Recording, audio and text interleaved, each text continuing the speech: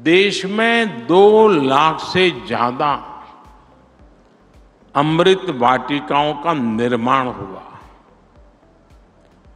2 करोड़ से ज्यादा पेड़ पौधे लगा करके उनका पूरी तरह विकास की चिंता की गई। इतना ही नहीं, जल संरक्षण की दिशा में एक बहुत बड़ा क्रांतिकारी कार्य हुआ। 70,000 से ज्यादा अमृत सरोवर बनाए गए। और हम याद है, हर घर तिरंगा अभियान पूरे देश में राष्ट्रभक्ति की अभिव्यक्ति का एक बहुत बड़ा सशक्त माध्यम बन गया था। मेरी माटी मेरा देश अभियान के तहत करोड़ों देशवासियों ने देश के बलिदानियों को श्रद्धांजलि दी।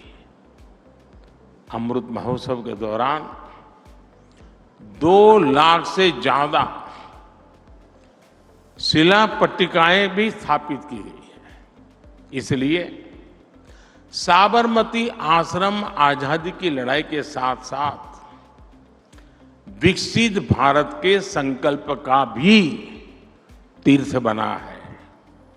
साथियों, जो देश अपनी विरासत नहीं संजो पाता, वो देश अपना भविष्य भी खो देता है।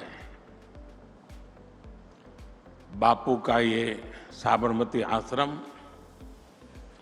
देश की ही नहीं, ये मानव जात की ऐतिहासिक धरोहर है। लेकिन आजादी के बाद इस धरोहर के साथ भी न्याय नहीं हो पाया। बापू का यह आश्रम कभी 120 एकड़ में फैला हुआ था। समय के साथ अनेक कारणों से एक घटते घटते घटते घटते केवल 5 एकड़ में सिमट गया था। एक जमाने में यहां 63 छोटे मोटे कंस्ट्रक्शन मकान होते थे और उनमें से भी अब सिर्फ 36 मकान ही बचे हैं। 6-3-3-6 हो गया। और इन 36 मकानों में से भी केवल 3 मकानों में ही पर्यटक जा सकते हैं।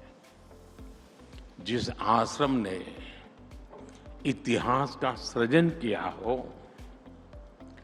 जिस आश्रम की देश की आजादी में इतनी बड़ी भूमिका रही हो, जिसे देखने के लिए, जानने के लिए, अनुभव करने के लिए दुनिया भर से लोग यहां आते हो, उस साबरमती आश्रम को सहेज कर रखना हम सभी 140 करोड़ भारतीयों का दायित्व है।